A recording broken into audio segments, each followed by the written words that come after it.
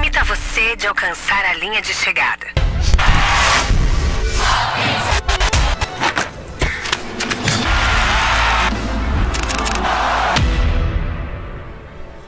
Quando nossas limitações definem nosso futuro, estamos recusando a transformação que Deus quer fazer em nós, através de nós.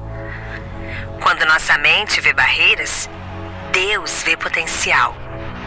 Davi era um simples pastor de ovelhas, mas confiando no propósito que Deus tinha para ele, venceu seus desafios e se tornou um campeão improvável.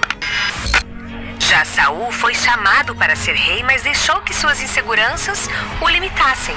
E por isso, nunca alcançou a grandeza que Deus tinha planejado para ele. Quem você quer ser? Deus te chama para ir além. Nessa jornada, você pode ser o seu maior obstáculo. A linha de chegada está à frente. É hora de decisão.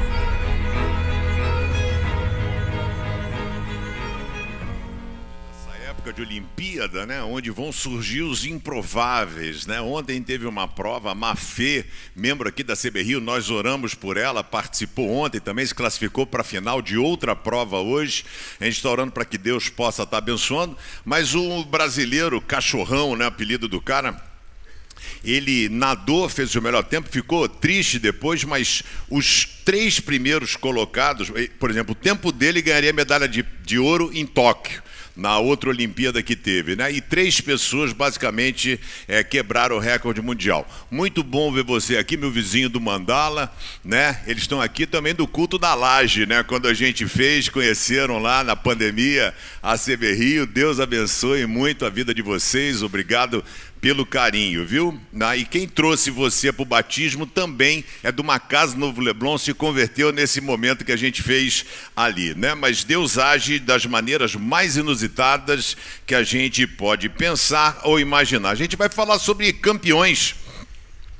Pessoas que achavam que não eram capazes de realizar alguma coisa. Deus não escolhe os capacitados, as pessoas que estão prontas. Deus chama pessoas disponíveis, pessoas que estejam dispostas a serem instrumentos poderosos nas mãos de Deus. E a Bíblia é uma coletânea de improváveis.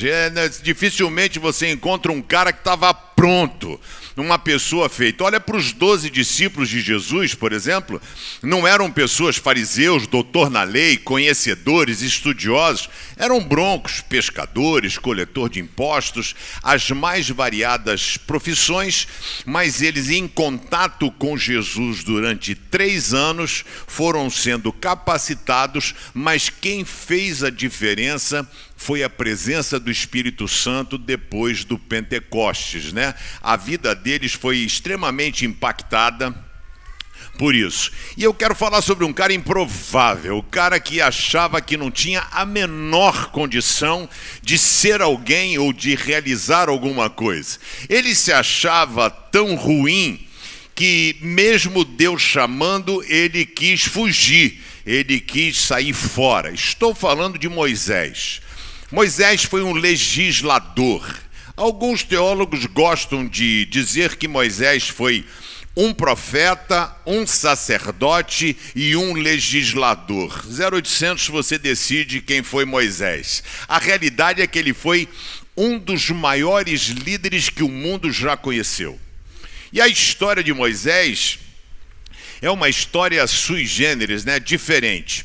O livro de Gênesis vai registrar a feitura da nação de Israel, Abraão, Isaac e Jacó, e no Êxodo registra que 70 pessoas, 70 familiares de Jacó foram morar no Egito.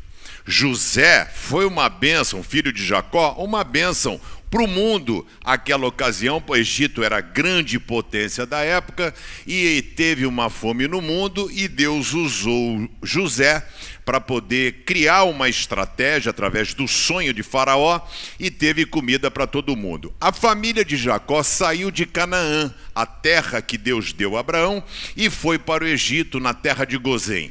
Ficaram na terra de Gozém durante um tempo, a Bíblia diz que, passado alguns anos, se esqueceram da história de José. E um faraó, então, escraviza o povo hebreu. Naquela época eles eram chamados de hebreus, nem judeus e nem israelitas, hebreus. E aí, então, os hebreus foram escravizados. Ficaram 400 anos escravos, a Bíblia cita 400 e 430, né? Mas 400 anos ficaram escravos lá no Egito.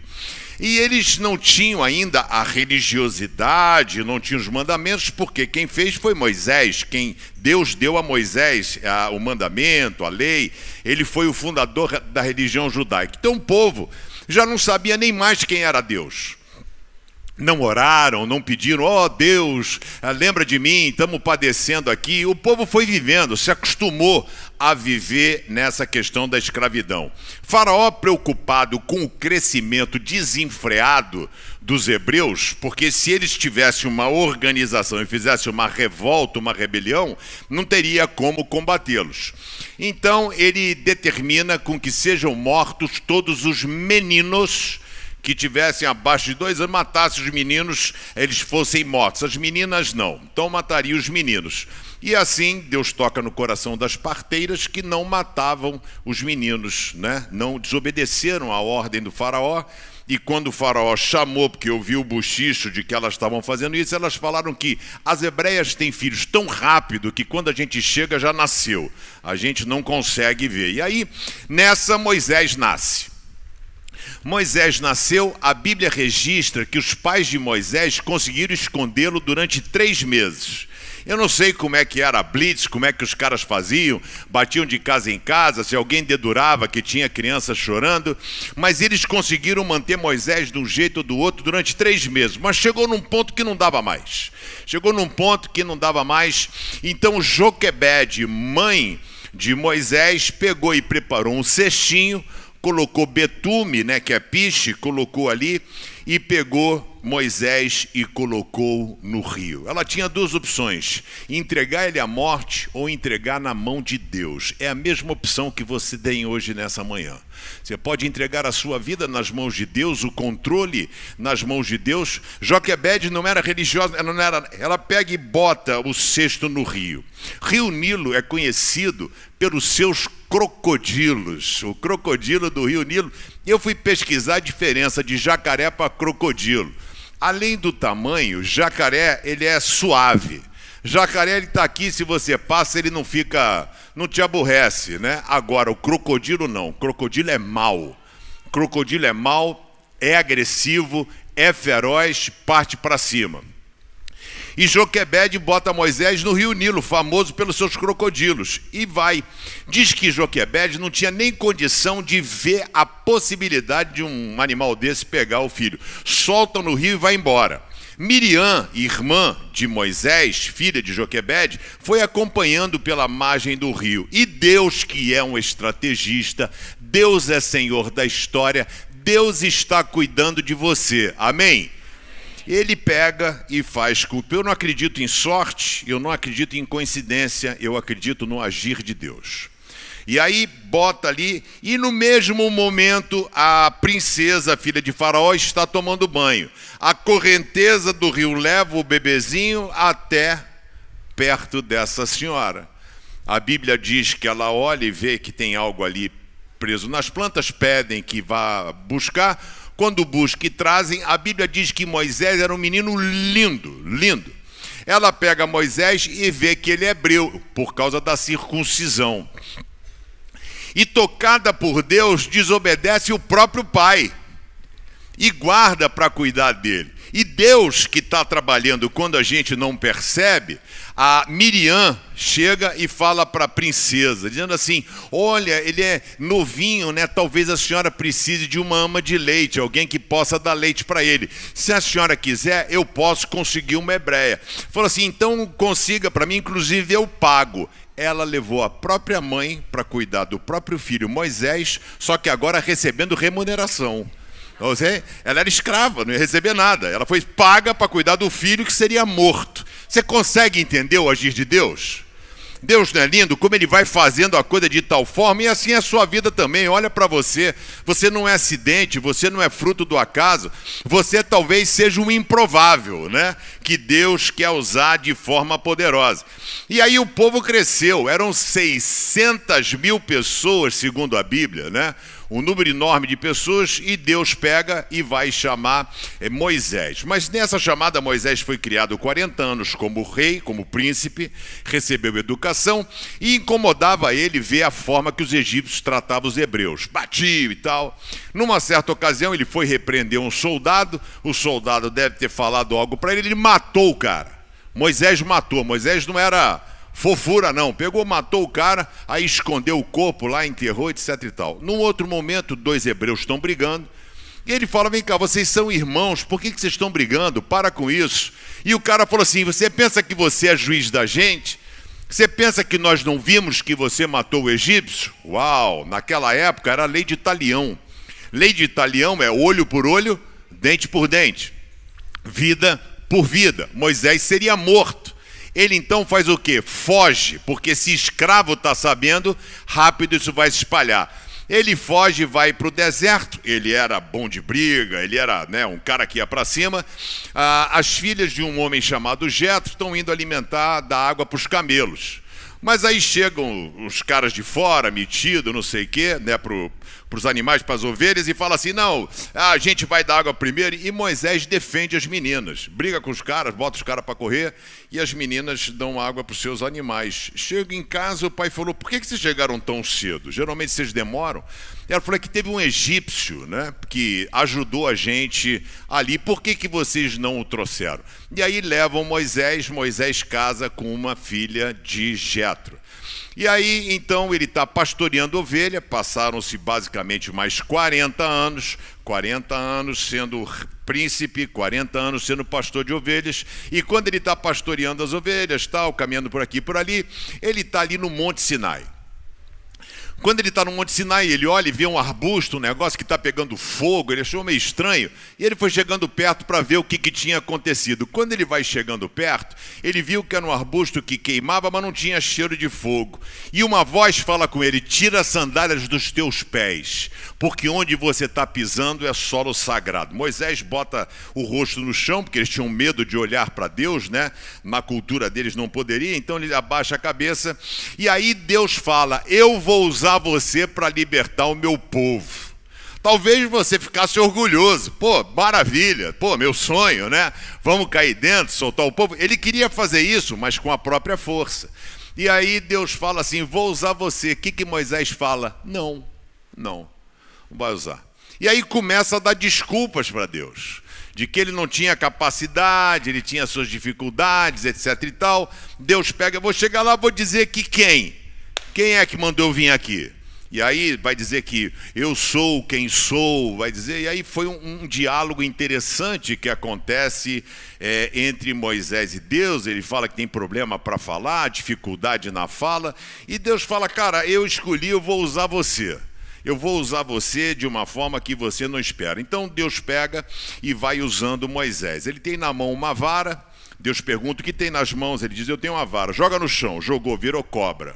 Agora pega a cobra pelo rabo, pegou, voltou a virar vara. Bota a mão no peito, ela ficou leprosa, ficou branca. Aí tira a mão do peito, ficou boa. Deus falando, fica tranquilo que você está comigo. Quem vai tomar conta sou eu.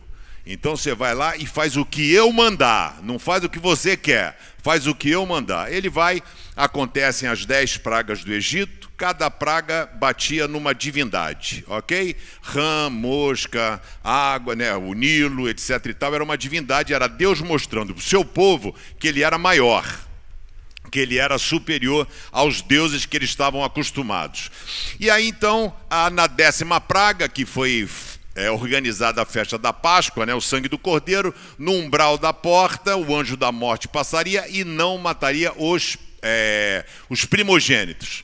E aí então, Faraó, cansado desse negócio, pega e fala assim, pode ir embora, vai todo mundo embora. Aí ele manda a galera embora. Eles vão embora, saem do Egito, felizes da vida, etc e tal, até uma situação que eles chegam no inusitado. Eles ficam cercados ali porque está o Mar Vermelho, montanha, deserto, e Faraó veio atrás dele. Eu não sei como é que está a sua vida, eu não sei quais são as suas lutas, eu não sei quais são os seus desafios, mas eu quero dizer para você, Deus sempre cuidou de você. Deus tem um plano para você. Você está aqui hoje é porque Deus trouxe você aqui hoje. Você não veio aqui porque um amigo trouxe ou por alguma coisa assim. Deus trouxe porque Deus tem um plano para a sua vida. Deus tem um propósito para você, assim eu creio. Abra sua Bíblia. O tema dessa manhã é do deserto até a terra prometida, né? Deus, ele faz a obra completa. Abre em Êxodo 3:11. Vamos ver aqui o improvável de Moisés, quando ele acha que as coisas não iriam rolar e não era com ela. São textos que eu pensei para pegar todas as negativas de Moisés, mostrando que ele não tinha capacidade de fazer o que Deus queria. Moisés perguntou a Deus: quem sou eu para ir falar com o rei do Egito? Vê que ele está com problema de autoestima, né? Porque um cara criado como rei até tem preparo, né? Mas quem sou eu para ir falar com o rei do Egito e tirar daquela terra o povo de Israel?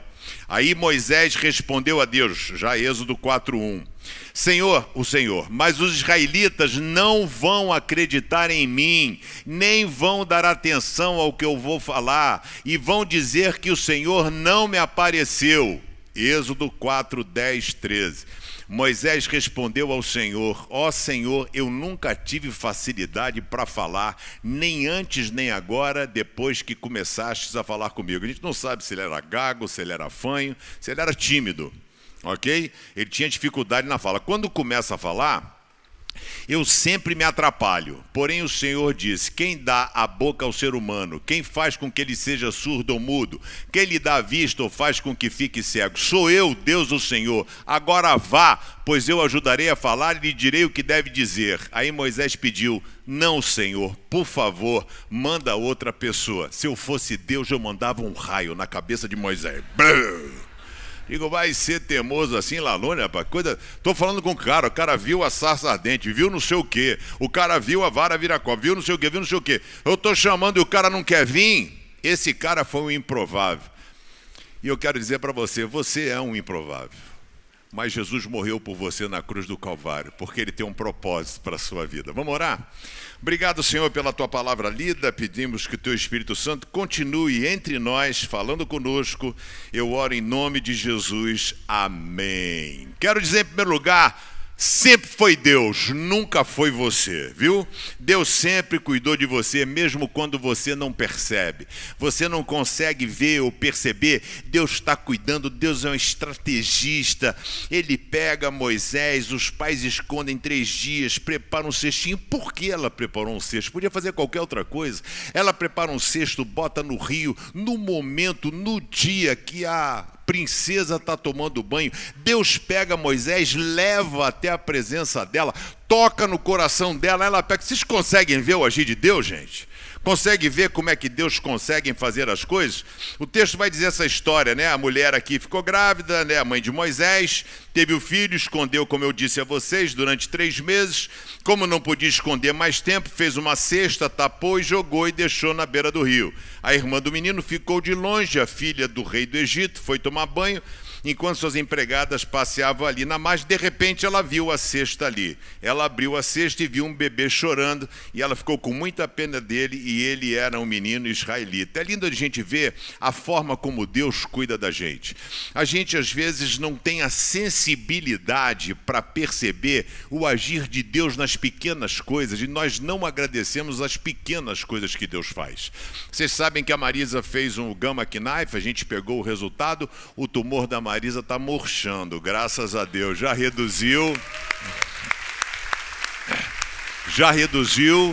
o tumor dela, né, que ela fez o gamma knife procedimento, então ele reduziu. O médico falou: estou satisfeitíssimo, estou escrevendo o livro com ele, já estamos acabando o livro, né? Até ele falou assim: pô, pastor, quando eu li a sua história eu chorei, né? Que a gente relatou o livro, já está pronto, estou lendo, relendo, e aí depois a gente vai trazer aí para vocês. Então é interessante, a gente precisa aprender a confiar mais em Deus e menos na gente.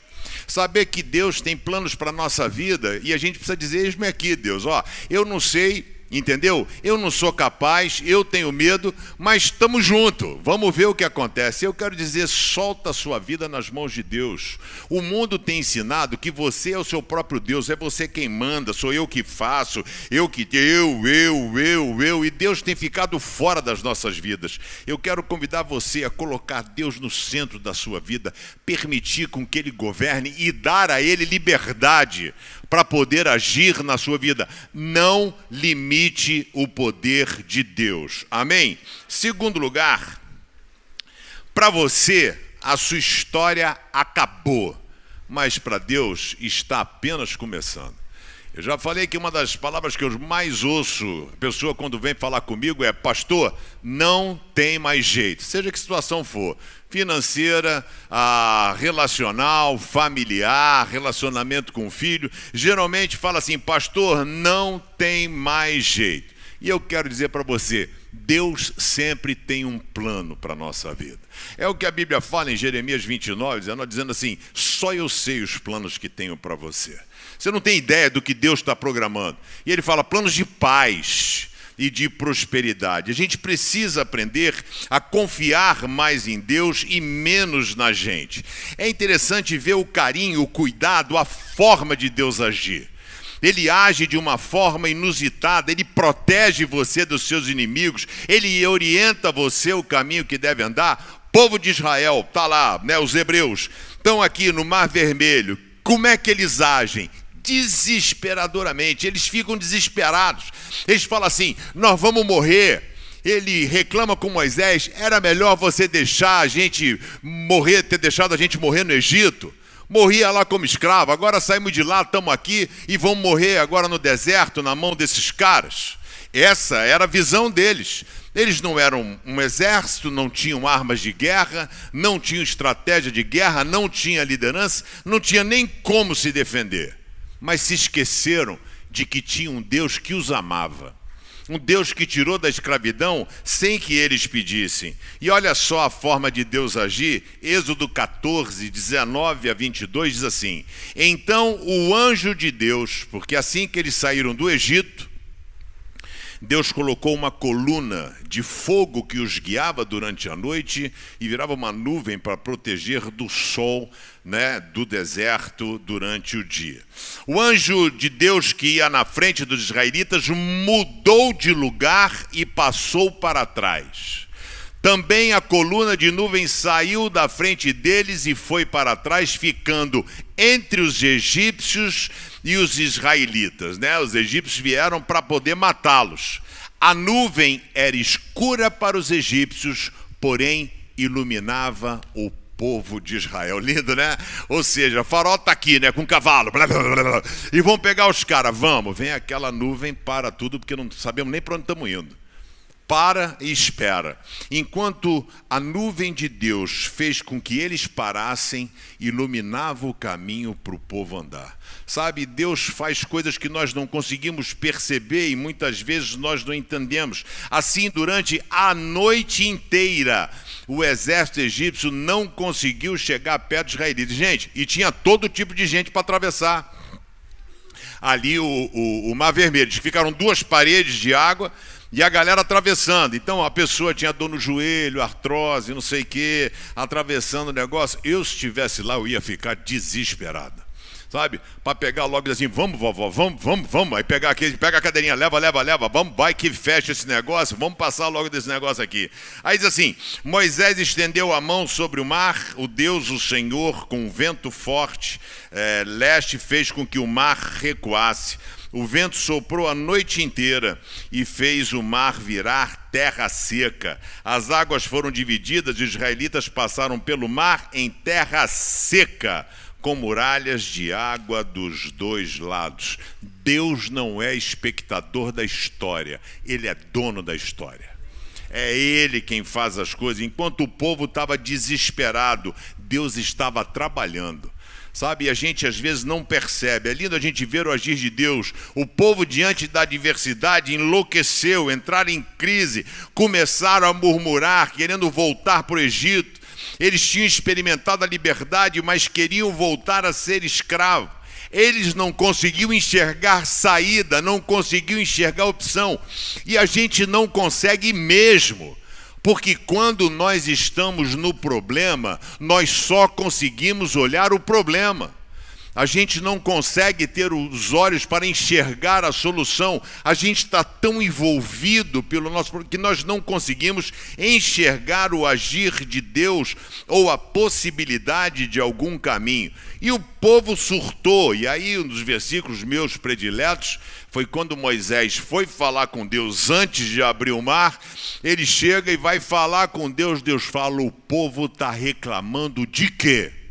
Será que ele não sabe quem eu sou, o que eu fiz? Diga ao povo que marche. Ou seja, confie que eu tenho algo para fazer. E aí, quando o último hebreu chegou do lado de lá, os egípcios, a coluna que baixou, os egípcios falaram assim: vamos embora. Se Deus abriu o mar para eles, que são escravos, para nós então é mole, vamos atrás dele. E entraram, quando eles entraram, o mar vermelho se fechou. Sabe, é Deus quem tem o poder para mudar a sua história. É Ele quem abre o mar, é Ele que fecha. É Ele que faz você andar por sobre as águas, é Ele que não permite. O problema é a posição que Deus ocupa na sua vida. Nós precisamos do milagre dele, mas deixamos ele de fora, né? E eu quero convidar você: arrume a sua vida hoje com Deus e deixe ele agir. Dê liberdade para ele agir na sua vida. Ele sabe o que é melhor para você. Ele sabe o que precisa acontecer na sua vida. Por isso, quero dar 3 sugestões a você. Confie, confie, confie. Confia, confia. Mesmo que tudo pareça contrário, confie. Mesmo que aparente que as coisas não vão acontecer, como diz Salmo 41, esperei com paciência no Senhor e Ele ouviu o meu clamor. A sua história ainda não acabou. Terceiro e último lugar, não abra mão daquilo que pode de fato mudar a sua vida. Aquilo que pode mudar a sua história. E Moisés soube muito bem. Ele começa o relacionamento com Deus no Monte Sinai. Quando Deus o chama e ele quer sair fora. E aí ele começou a perceber, a Bíblia diz que Moisés falava com Deus face a face. Né? Ele, quando entrava no tabernáculo, diz que a glória do Senhor enchia aquele lugar. Moisés viu Deus passar de relance e Deus falou: eu vou deixar você ver eu passar numa fenda da rocha. A Bíblia diz que o rosto de Moisés brilhava tanto, parecia um holofote. Ele tinha que cobrir o rosto, porque a galera não conseguia olhar para ele, porque ele viu Deus de relance. Ele sabia o valor da presença de Deus, coisa que talvez você ainda não tenha tido esse privilégio e essa oportunidade. Moisés sobe o Monte Sinai para receber de Deus os 10 mandamentos. Permanece lá durante 40 dias. E nesses 40 dias, foi um período suficiente para o povo abandonar a Deus. Ficaram perdidos. Moisés está demorando, será que morreu? E eles disseram: vamos fazer um Deus para nós. Fizeram um bezerro de ouro. E aí, Moisés, quando está descendo, está ouvindo um barulho. Ele falou: parece barulho de guerra. Barulho. Josué falou: não, Josué estava com ele. Parece festa. Quando volta, está o bezerro de ouro. Moisés pega a tábua, quebra o bezerro de ouro. E aí Deus tem um papo reto com Moisés. E olha só como Moisés reagiu. O Senhor disse a Moisés: saiam deste lugar, Monte Sinai, você e o povo que você tirou do Egito, e vão para a terra que eu jurei dar a Abraão, Isaque, a Jacó e aos seus descendentes. Eu mandarei um anjo, sei lá qual, Miguel, Gabriel, né, que são os nomes que a Bíblia cita, para guiar você, e os expulsarei os cananeus, amorreus, heteus, perizeus, heveus e jebuseus. Vocês irão para uma terra boa e rica, porém eu não irei. Deus falando: não vou. Vou mandar um anjo, vou dar a terra, porque eu prometi, mas eu não vou, pois vocês são um povo teimoso e eu poderia destruir vocês no caminho. Não vou. E aí Moisés respondeu, Êxodo 33:15, se não fores com teu povo, não nos faça sair deste lugar. Outras versões falam, se a tua presença não for conosco, não nos faça sair deste lugar. Como é que os outros povos poderão saber que estás contente com o teu povo e comigo? Se não fores conosco, a tua presença é que mostrará que somos diferentes dos outros povos. E o Senhor Deus disse a Moisés, vou atender o seu pedido, conheço você bem e você conseguiu a minha aprovação. Moisés sabia o que era melhor. O problema não é o deserto, mas a presença de Deus. Moisés sabia muito bem isso, ele escreve em Deuteronômio. São 3 discursos de Moisés quando ele está para entrar na terra prometida, ele não entrou, morreu no Monte Nebo, hoje na Jordânia. E aí o povo está ali para entrar, ele fala, reparem, nós ficamos no deserto 40 anos, nem a roupa, nem os sapatos, as sandálias de vocês se gastaram.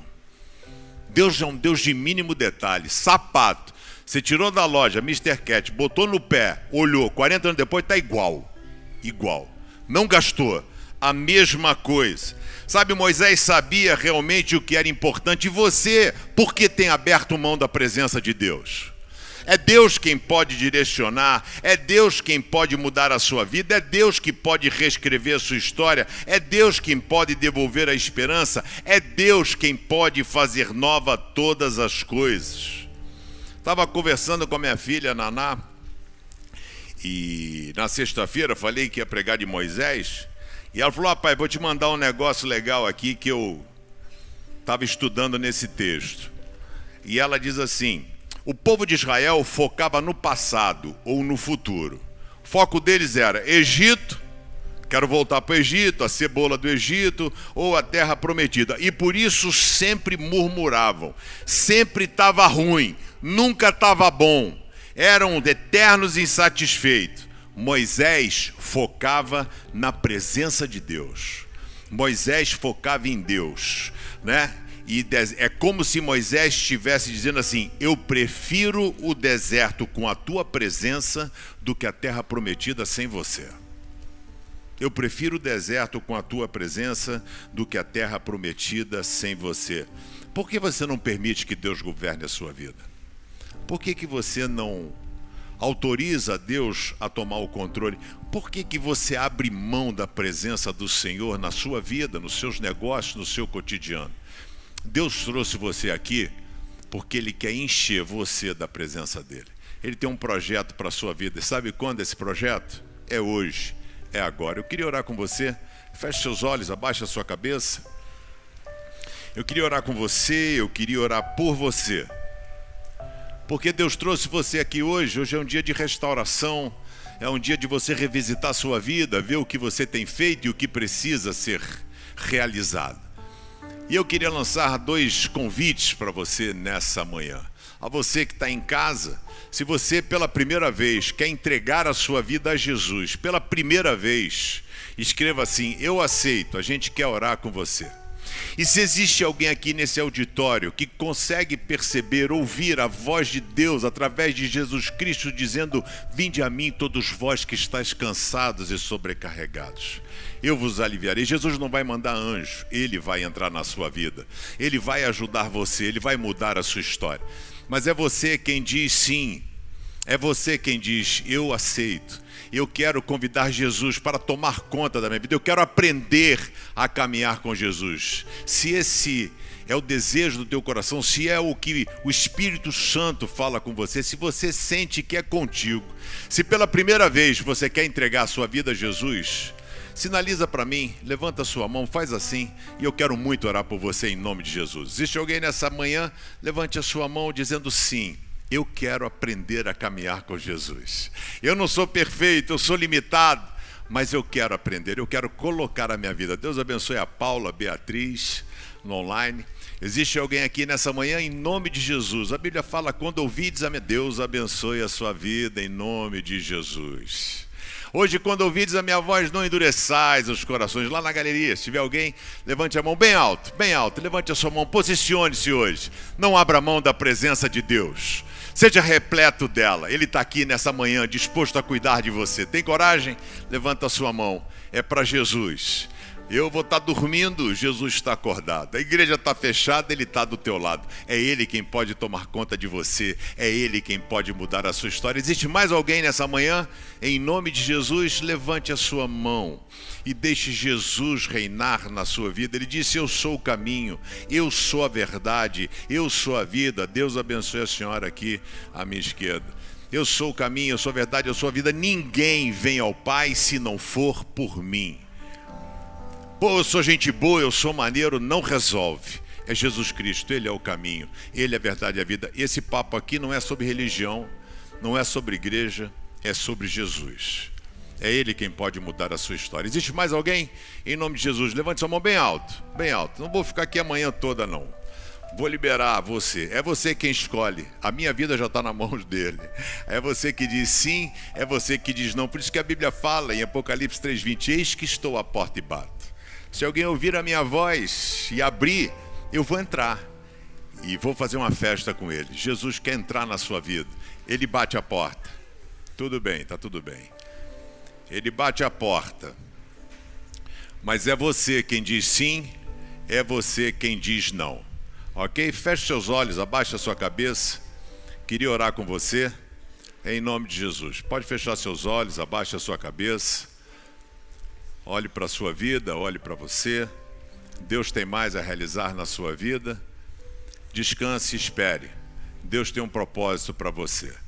E eu queria convidar você que está aqui hoje, que quer fazer como Moisés, dizer: a tua presença, eu não abro mão da tua presença.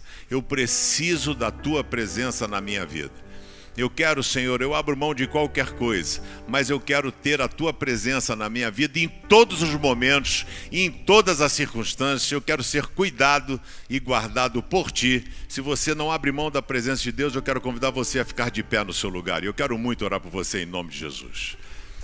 Diga assim: Senhor, eu quero ser repleto da tua presença, eu quero ser tocado por ti. Eu quero sentir o teu cuidado, a tua proteção e a tua provisão. Coloca a mão sobre o seu coração. Queria orar com você. Obrigado, Senhor, pelo privilégio que temos de estarmos na tua presença. Que sejamos tocados pelo poder do teu Espírito Santo. Que, em hipótese alguma, venhamos a abrir mão da tua presença em nossas vidas. Que nada nem ninguém possa nos separar do teu amor. Nós queremos que teu Espírito Santo nos toque de maneira poderosa e grandiosa. E que a partir deste momento, a tua presença predomine em tudo aquilo que nós iremos fazer. Sejamos repletos da tua presença em todas as áreas da nossa vida. Acompanhe-nos, Senhor, muda a nossa história, reescreve a nossa história. Eis-nos aqui, a fim de sermos usados por ti.